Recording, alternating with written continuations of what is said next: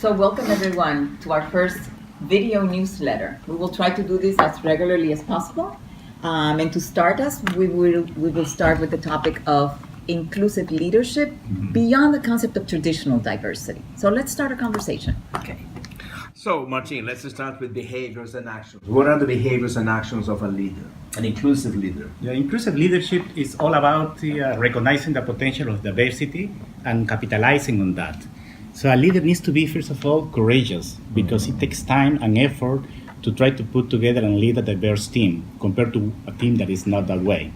Also, it's important that a leader to promote that out-of-the-box thinking, because that's good in terms of the innovation for the company, but at the same time encourages the participation of all the team members in a way that they feel comfortable doing so. And finally, it has to be very sensitive in terms of the cultural differences.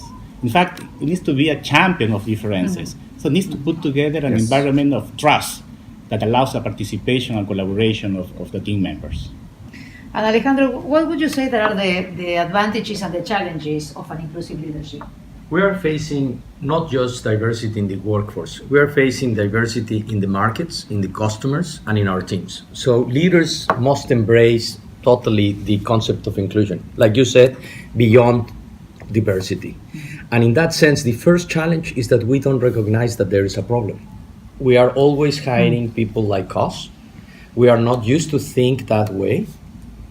And we think that everything is around sex or gender. We don't think about the diversity of thoughts. The advantages, in turn, is that we are going to be challenged. We are going to have a mindset growth. We are really going to think beyond that and challenging our status quo, and that will help all of us. It's not just about counting, it's about making everybody count. In that sense was for leaders. Francia, what about the stakeholders? Well, the role of leadership has dramatically changed. It's become very demanding, and an inclusive leader not only needs to focus on themselves as being inclusive, but they also need to ensure that they project that internally and externally. When we're talking about the internal piece of that, we're talking about their relationship with the board of directors, we're talking about how they treat their employees and how they demand employees to treat each other.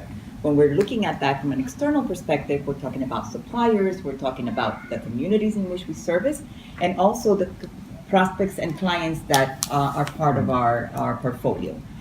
In terms of the benefits that can bring, internally certainly it's about creating an environment of respect, an environment where you can develop and grow. And externally, we're talking about ensuring that the brand of the organization is well positioned. And that's certainly that connection that you establish with your clients is what's going to give you the business that you require. Yeah. Elena, Francis just mentioned brand. Yeah. What does it mean to your brand? Today, brand's reputation and brand strength are less measured exclusively on financial and more on societal attributes. And we are seeing the millennials taking the center of the stage as consumers, as investors, employees, and even employers, and Generation Z closely following them. And for those new generations, diversity is a fact. It's not something that you strive for, it's something that is a given. And when they think diversity beyond gender, race, origin, religion, they think about diversity of thought. So basically combining different approaches. And in my view, if you want to maintain or even increase the price of your stock, you definitely need to link that to your inclusive leadership strategy. Yeah. Sergio, so accountability is extremely important, especially with the impact of the environment. So what would you say happens to a leader that is not inclusive, especially in a VUCA environment? Sure. So to succeed nowadays in a VUCA environment, for the volatility, for the uncertainty, for the complexity and the ambiguity that we have in the markets, in the society nowadays, companies rely a lot on the issue of innovation and creativity, Martin mentioned before, and that is absolutely critical for that. Now, for that to happen, we need two things. We need teams that are very diverse as possible, in terms of the visible and the invisible differences. Visible, the traditional Elena was talking about, generations, gender, color, race, etc. But perhaps more importantly, the issue of the invisible differences, the backgrounds. You mentioned the culture, what people study, how do they think, how do they operate, even their personality. And on top of that, of course, we need leaders that are open to deal with all that diversity of thought, and on top of that, they have the skill to handle that situation.